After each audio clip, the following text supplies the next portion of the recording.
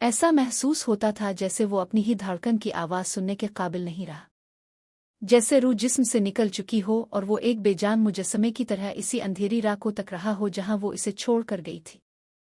जब भी वो अकेला बैठता वही लम्हा बार बार उसके ज़हन में जिंदा हो जाता। वो खुद से कहता, आंखें बंद करो, कुछ सुकून तलाश करो। मगर सुकून अब इसकी जिंदगी से रुखसत हो चुका था। इसकी जिंदगी एक जिंदा जहन्नम बन चुकी थी। आंखें बंद करता तो वो सामने आ जाती, आंखें खोलता तो भी वही चेहरा। इसकी मोहब्बत किसी नेमत से ज्यादा सजा महसूस होने लगी थी। दिल इसे पुकार कर कहता, मोतिये ये मोहब्बत नहीं, ये अजाब है। फिर भी वो दुआ करता कि खुदा एक दिन इसे भी इसी शिद्दत से इसका मुश्ताक बना दे। लेकिन मोतिये ने साफ लफ्जों में कह दिया था कि वो इसकी मोहब्बत कबूल नहीं कर सकती। इसकी अपनी वाबस्तगियां, इसकी अपनी कस्में इसे किसी और के करीब आने की इजाज़त नहीं देती। इसने इसे जाने को कहा और वो चला तो गया, मगर दिल वहीं छोड़ आया। इसी कहानी के साए में एक और वाकया जन्म ले रहा था। रात के सन्नाटे में दो आदमी दबे कदमों एक बंद कमरे की तरफ बढ़े। उनके दिल में खौफ भी था और ये यकीन भी कि वो एक बेबस लड़की की मदद कर रहे हैं। उन्होंने दरवाज़ा खोला और बेहोश लड़की को जगाने लगे। वो घबरा कर उठी और समझ बैठी कि शायद वो कब्र के फरिश्ते हैं जो इससे सवाल करने आए हैं। उन्होंने इसे बताया कि जिस आदमी पर वो भरोसा करके आई थी, इसने इसे धोखा दिया है। वो इसे यहाँ कैद करके रखना चाहता है, शादी का कोई इरादा नहीं। उन्होंने इसे फौरन भागने का मशवरा दिया, मगर लड़की सुंदरी अपने हवास में नहीं थी। इसने कुछ पिया था जिसमें कुछ मिला हुआ था। वो लड़खड़ाती रही, बेवक्त हंसती रही और अचानक उन्हीं आदमियों पर इल्जाम लगा दिया कि वो इसे अगवा करने आए हैं।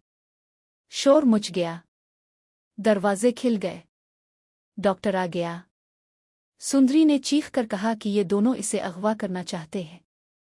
उन्होंने सफाई दी कि वो नशे में है और बेसरोपा बातें कर रही है।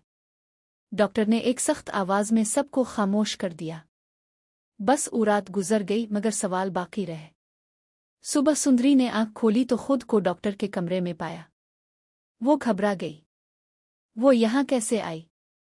डॉक्टर ने सुकून से बताया कि इसने नशा आवर मशरूब पी लिया था और वो रात को भागने की कोशिश कर रही थी। इसकी हिफाजत के लिए इसे अपने कमरे में ले आया। आहिस्ता आहिस्ता इसे सब याद आने लगा। जूस, चक्कर, उलझन और फिर एक कड़वा एहसास। यही वो शख्स था जिसने इसके वालिद के जनाजे में कंधा दिया था, इसके बाप के आखिरी वक्त में साथ खड़ा रहा था। वो इसे कैसे गलत समझ बैठी। इसने शर्मिंदगी से मुआफ़ी मांगी। डॉक्टर ने खामोशी से मुआफ़ कर दिया। वो बगैर किसी हंगामे के गेस्ट हाउस से निकल गए। डॉक्टर ने इंतज़ामिया को तंबी की कि आइंदा ऐसे मशरूबात की इजाज़त ना दी जाए। इसने सुंदरी की इज्जत को बचा लिया, मगर उसके अंदर कुछ बदल चुका था।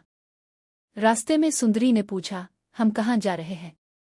डॉक्टर ने मुख्तसर जवाब दिया, मुझे नहीं मालूम। वो वाकई नहीं जानता था मंजिल क्या है।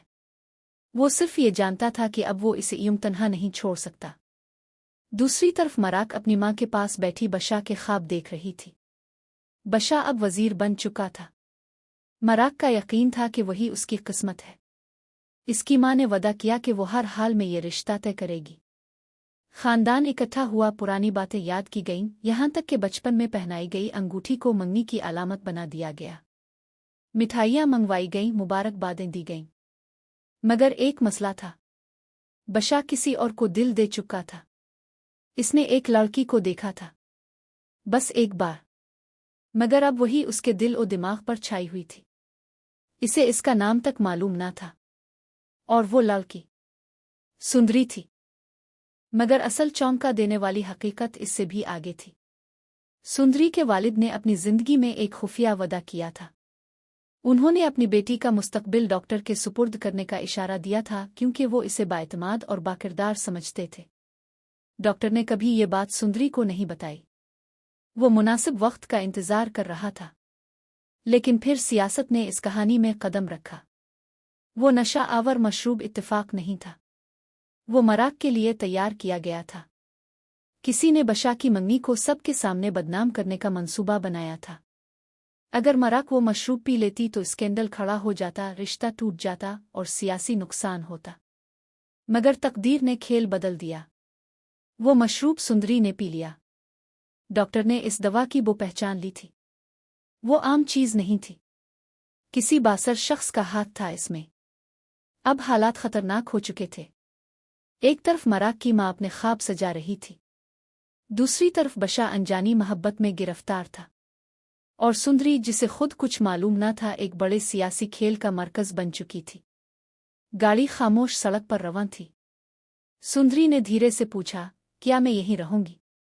डॉक्टर ने इसकी तरफ देखा। हाँ, मगर वो ये नहीं जानती थी कि वो इसे सिर्फ हिफाजत के लिए नहीं ले जा रहा। वो फैसला कर चुका था कि इससे पहले कि सियासत खानदान किस्मत इसे किसी और की तरफ धकेल दें, वो खुद इसे अपना बना लेगा। वो इसे मजबूर नहीं करेगा। मगर वो अब खामोश तमाशाई भी नहीं रहेगा, क्योंकि हकीकत ये थी कि जनाजे में कंधा देते देते, इसकी आंखों में आंसू देखते देखते और इस रात इसे बचाते बचाते वो खुद भी इससे मोहब्बत करने लगा था। अब सवाल ये नहीं था कि कौन सुंदरी से मोहब्बत करता है। असल सवाल ये था कि जब इसे सच्चाई का इल्म होगा कि वो एक सियासी साजिश का हिस्सा बन चुकी है, कि इसके गिर्द हर शख्स अपने अपने मुफाद के साथ खड़ा है, तो वो किसका इंतखाब करेगी? और सबसे बड़ा झटका अभी बाकी था, क्योंकि जिस शख्स ने वो नशा आवर मशरूब तैयार करवाया था, वो बशा का सियासी दुश्मन नहीं था। वो खुद बशा का करीबी साथी था, और उसका मकसद सिर्फ एक था, बशा को ऐसी मोहब्बत में मुब्तला करना जो इसे कमज़ोर कर दे। अब मोहब्बत सिर्फ दिल का मामला नहीं रही थी। ये ताकत सियासत और तकदीर का खेल बन चुकी थी, और खेल अभी शुरू हुआ था।